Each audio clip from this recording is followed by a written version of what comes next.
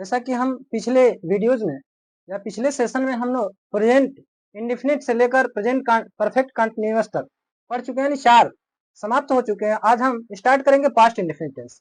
Past indefinite में सबसे पहले हम जान लेते हैं कि पास्ट यानी कुछ लोग कंफ्यूजन में रहते हैं कि कैसे पहचाना जाए। तो पास्ट इंडेफिनिट में इस टेंस के हिंदी वाक्यों को देखने पर उसमें दिखाई देगा आपको कि अंत में ता था, ती थी, ते थे या आ, ए, ई शब्द आएंगे। तो हम चलते हैं, अब इसकी शुरुआत करते हैं बच्चों। जैसा कि पास्ट इंडेफिनिट,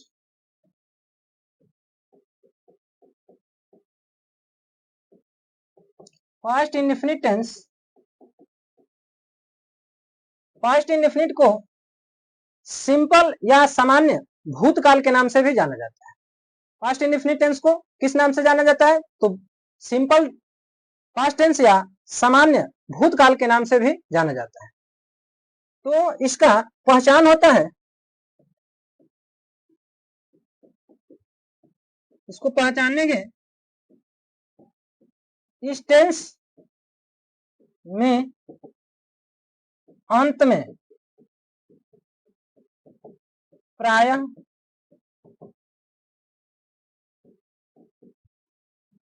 ता था,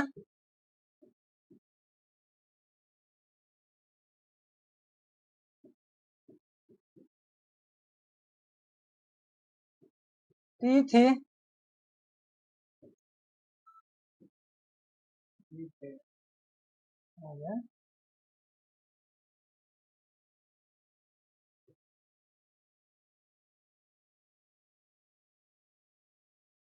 ते थे या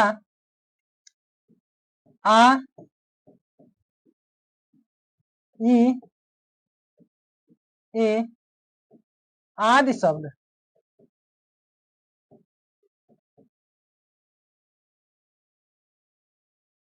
आदि शब्द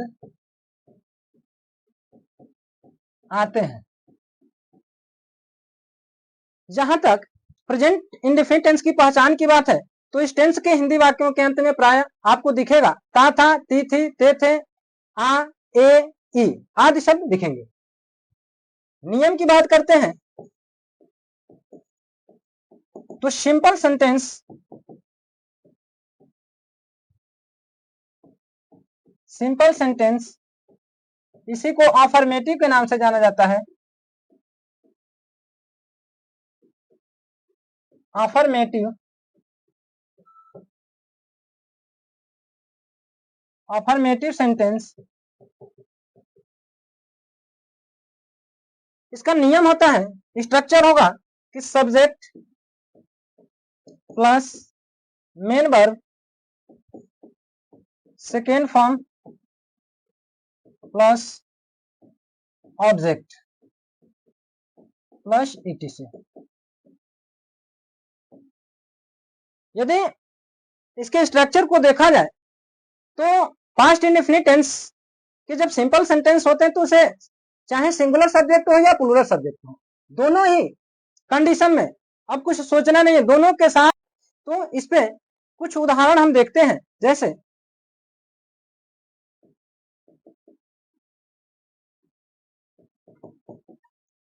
वह गेंद खेलता था, तो वह गेंद खेलता था, तो इसमें सब्जेक्ट वह है, ता था हट गया तो खेल मिला, तो खेलना से हम अर्थ लगा लेंगे, खेल से अर्थ लगाएंगे खेलना, अर्थात मेन वर्ब खेलना है और क्या खेलना है? ऑब्जेक्ट, तो गेंद। तो हम बनाएंगे स्ट्रक्चर के अकॉर्डिंग कि सब्जेक्ट यानी ही, उसके बाद खेलना की अंग्रेजी प्ले होती है सेकेंड फॉर्म में। यदि देखें तो किसी किसी में ईडी जोड़ के सेकंड बनाया जाता है, किसी में ईएन जोड़ा जाता है। तो इस तरह से इसमें ईडी जोड़ेंगे तो ये सेकंड बनेगा। ही प्लेड बॉल, जैसे कह दिया जाए कि तुम विद्यालय जाते हो, तुम विद्यालय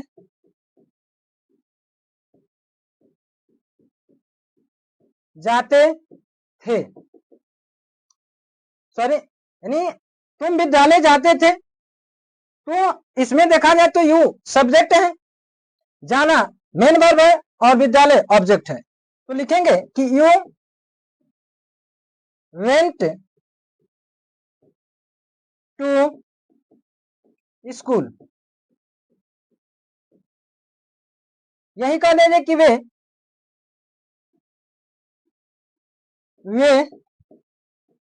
अपने दोस्तों के साथ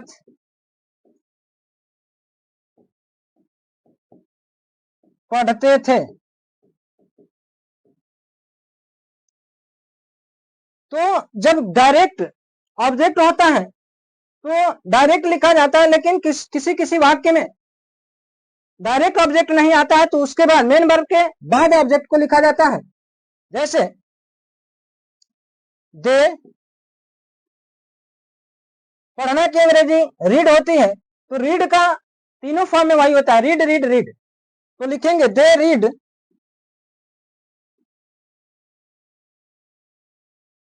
विथ, दे के साथ अपना के लिए देयर का इस्तेमाल करेंगे, जैसे कि हम पिछले टेंस में बता चुके हैं। देयर फ्रेंड्स, जैसा कि वे अपने दोस्तों के साथ पढ़ते हैं, they read with their friends. कुछ और भी एग्जाम्पल देखते हैं, जैसे कह देंगे कि अब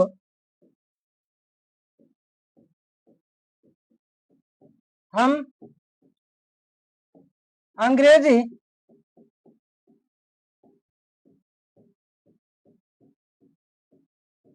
सीखते थे।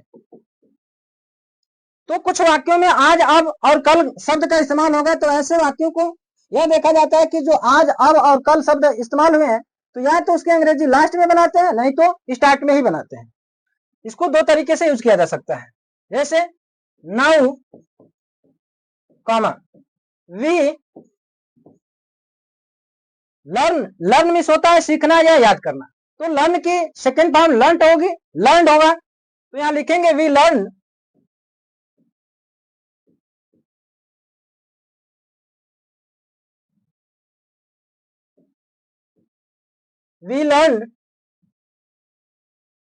English.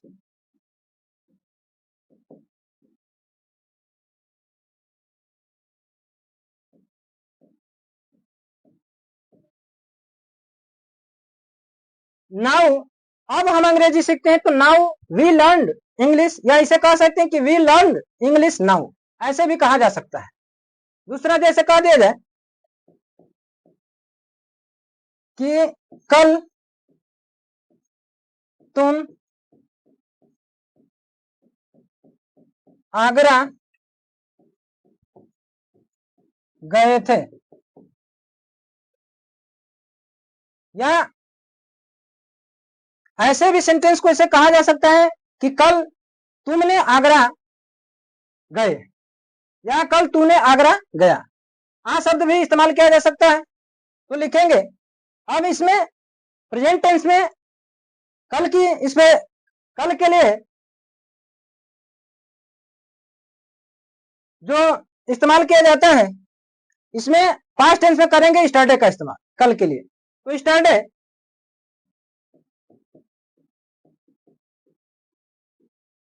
स्टरडे you went to Agra. जैसे यदि कहा जाए कि मैंने अपनी पुस्तक पढ़ ली, मैंने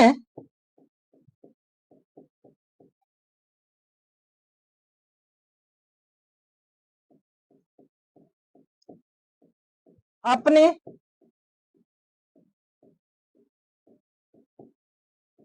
पुस्तक पढ़ ली।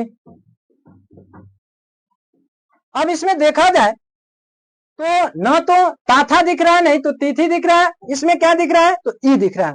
यानी या मैंने अपनी पुस्तक पढ़ी, ऐसे भी कह सकते हैं इस सेंटेंस को। तो पढ़ी में जो बड़ी ई दिख रहा है, इसलिए अभी आपने पहचान में देखा है कि टेंस के हिंदी वाक्यों के अंत में आ, ए, बड़ी ई तीनों शब्द देखने को मिलते हैं। तो इस तरह से इसमें ता भी नहीं है, था भी नहीं है, इसलिए इसे भी हम पास्ट इंडेफिनिट टेंस में ही काउंट करेंगे। तो बनाएंगे कि आई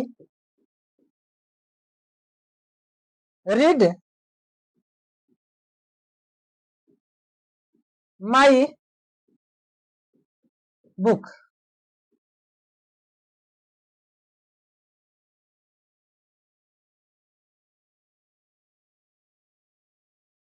अगला सेंटेंस होगा, जैसे कहा जाए कि वे बाजार गए, वे बाजार गए। तो दे वेंट टू मार्केट। अब इसमें गए में देखा जाए तो ए, इसलिए इसे पास्ट इंडेफिनिट टेंस के सिंपल सेंटेंस में ही बनाएंगे। जैसा कि वे बाजार गए, वे सब्जेक्ट हो गया, बाजार ऑब्जेक्ट हो गया, गए यानी गए का मतलब जाने से है। They went to market. अब बात करते हैं इसी में नेगेटिव सेंटेंस।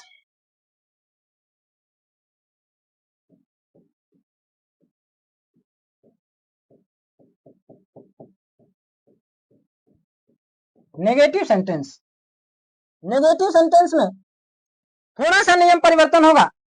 जैसा कि इसमें मेन वर्ब की सेकेंड फॉर्म प्रयोग कर रहे थे, जैसे ही नकारात्मक शब्द का इस्तेमाल होगा तो पास्ट इंडेफिनिट में, पास्ट इंडेफिनिट के नकारात्मक वाक्य में चाहे वह सिंगुलर सब्जेक्ट हो या प्लूरल, दोनों के साथ मेन वर्ब की फर्स्ट फॉर्म ही लिखी जाएगी, किंतु सहायक क्रिया डिड नॉट का प्रयोग किया जाएगा निगेटिव के लिए, नहीं के लिए। तो इसका स्ट्रक्चर होगा subject plus helping verb did not plus main verb first form plus object plus etc. ये इसका स्ट्रक्चर है। जैसे फॉर एग्जांपल कुछ उदाहरण देखते हैं। जैसा कि कहा जाए कि वह पत्र नहीं लिखता था। वाक्य है कि वह पत्र नहीं लिखता था, तो नहीं शब्द का इस्तेमाल हुआ, इसलिए यह नकारात्मक वाक्य है। तो जब स्ट्रक्चर के अनुसार जब इसे हम बनाएंगे तो लिखेंगे ही सहायक क्रिया डिड नॉट, मेन वर्ब की फर्स्ट फॉर्म लिखनी है, था हटा दिया जाए तो मिलेगा लिख। लिखना की अंग्रेजी होती है right. He did not right, क्या लिख रहा है तो पत्र, तो पत्र के लिए लेटर। यानी संपूर्ण वाक्य को देखा जाए तो वह पत्र नहीं लिखता है, तो बनाएंगे कि he did not write a letter. दूसरा वाक्य, तुम झूठ नहीं बोलते थे। दूसरा वाक्य है कि तुम झूठ नहीं बोलते थे, तो बनाएंगे कि यू यानी सब्जेक्ट हो जाएगा, हेल्पिंग वर्ब डिड नॉट नहीं के लिए, उसके बाद बोलना की अंग्रेजी होती है स्पीक, तो लिखेंगे यू डिड नॉट स्पीक। और झूठ का होता है lie, you did not speak a lie. हम अपना कार्य समाप्त नहीं करते थे, हम अपना कार्य समाप्त नहीं करते थे तो बनाएंगे, यानी हम अपना कार्य समाप्त नहीं करते थे तो इसमें सब्जेक्ट है, हम लिखेंगे कि वी नहीं है के लिए लिखेंगे, जब नहीं है लगा है तो हेल्पिंग वर्ब डिड और नॉट। वी डिड नॉट समाप्त करना का होता है फिनिश, तो लिखेंगे finish. We did not finish, we के साथ अपना के लिए यूज होता है our. We did not finish our work. यदि संपूर्ण वाक्य को देखा जाए तो हम अपना कार्य समाप्त नहीं करते हैं तो बनाएंगे कि we did not finish our work. ऐसे अब बात करते हैं इंट्रोगेटिव सेंटेंस पे।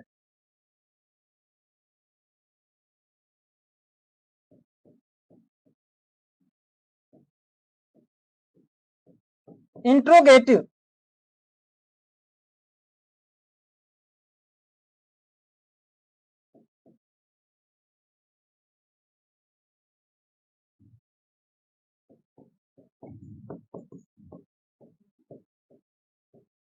Interrogative sentence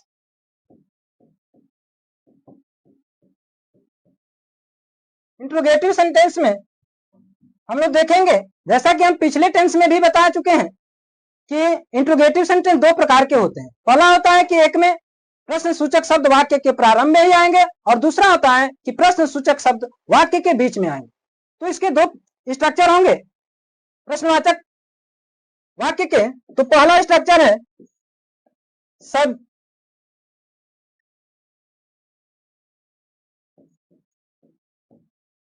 did plus subject plus main verb first form plus object plus etc. यानी पहले टाइप का बात किया जाए तो होगा कि सबसे पहले जैसा कि नकारात्मक वाक्य में देखें कि जब नहीं लगता था तो सहायक क्रिया डिड नॉट का प्रयोग होता था। अब इसमें डिड के साथ नॉट नहीं आएगा, ओनली डिड का इस्तेमाल किया जाएगा प्रश्नवाचक वाक्य में। तो फॉर एग्जांपल देखते हैं, क्यों रेखा नहीं लिखती थी। तो पहले वाक्य को देखें तो प्रश्न सूचक शब्द वाक्य के प्रारंभ में है कि क्यों रेखा नहीं लिखती थी, तो बनाएंगे कि डिड रेखा, अब नॉट लगा है तो रेखा यानी सब्जेक्ट के जस्ट बाद नॉट का यूज कर देंगे। Did Rekha not right. जब सहायक क्रिया डिड का प्रयोग होता है तो मेन वर्ब की फर्स्ट फॉर्म का ही इस्तेमाल करेंगे, चाहे वह नकारात्मक हो वाक्य या प्रश्नवाचक हो। दोनों ही वाक्यों में, दोनों प्रकार के वाक्यों में, चाहे नकारात्मक हो या प्रश्नवाचक हो, तो डिड के साथ नॉट का प्रयोग तो होगा केवल निगेटिव में। इंट्रोगेटिव में केवल डिड का ही इस्तेमाल करेंगे। जैसे कैसे सभी बच्चे घर जाते थे। तो चाहे सिंगुलर सब्जेक्ट हो या प्लूरल, दोनों ही कंडीशन में सहायक क्रिया डिड का ही इस्तेमाल करना है। तो स्ट्रक्चर के अनुसार हम लिखेंगे कि डिड ऑल चिल्ड्रेन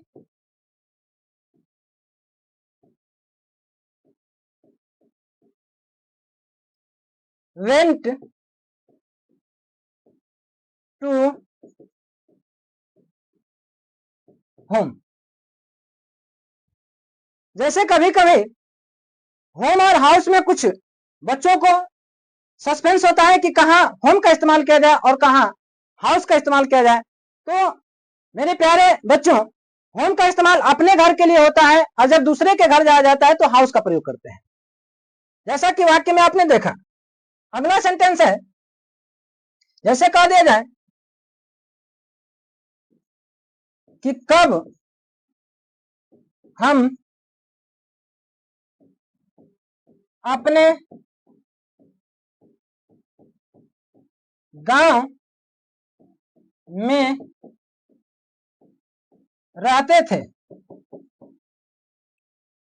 तो लिखेंगे कब शब्द जो है इंट्रोगेटिव है, इसलिए सहायक क्रिया डिड को सबसे पहले लिखेंगे। तो डिड वी थे हटा दीजिए तो रह मिला, तो रहना की अंग्रेजी होती है लिव।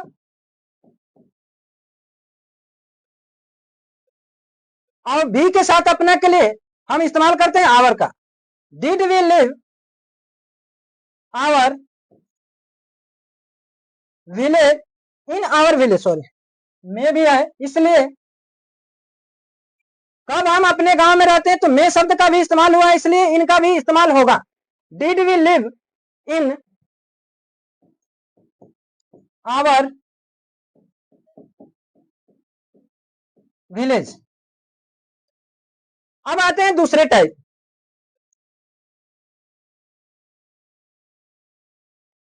प्रश्नवाचक वाक्य के दूसरे टाइप में हम लिखेंगे, ये इसका स्ट्रक्चर होता है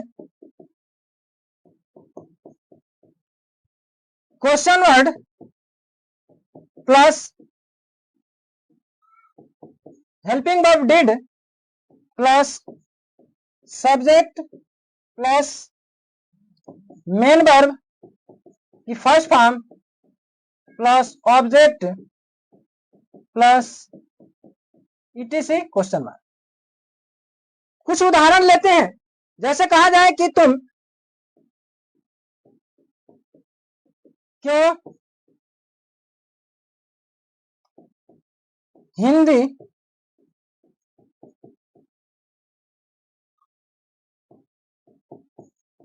बोलते थे,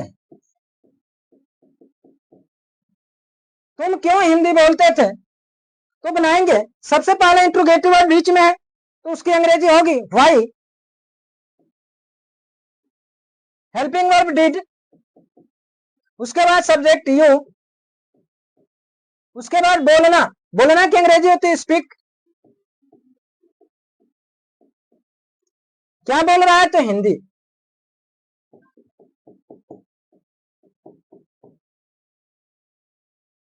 इसी तरह से कुछ और भी एग्जांपल देखते हैं, जैसे कहा जाए कि मैं कब नहीं खेलता था,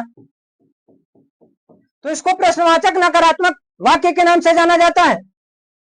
तो लिखेंगे कब की अंग्रेजी होती है व्हेन, सहायक क्रिया डिड, उसके बाद मेन वर्ब सब्जेक्ट है आई, उसके बाद लिखेंगे नॉट प्ले, मेन वर्ब है खेलना,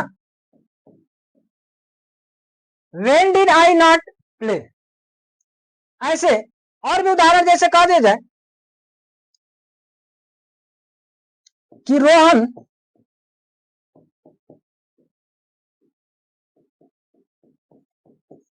क्यों नहीं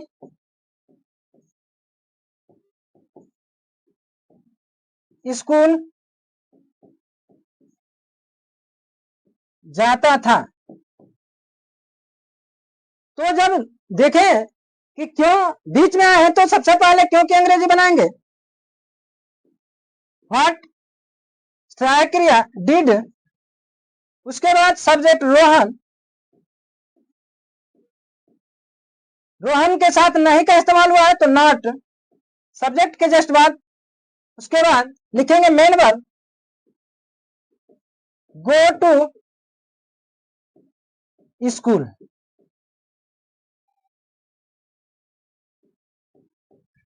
कल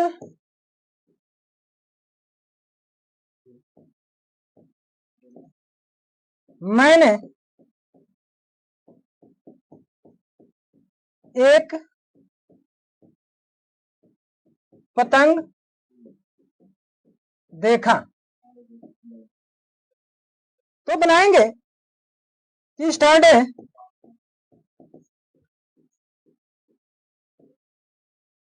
आई, देखना की अंग्रेजी होती है सी, सी का सेकेंड फॉर्म होता है सा, आई सा अ काइट। तो इस प्रकार से आज के सेशन में इस उदाहरण के साथ हम आज का सेशन यहीं क्लोज करते हैं।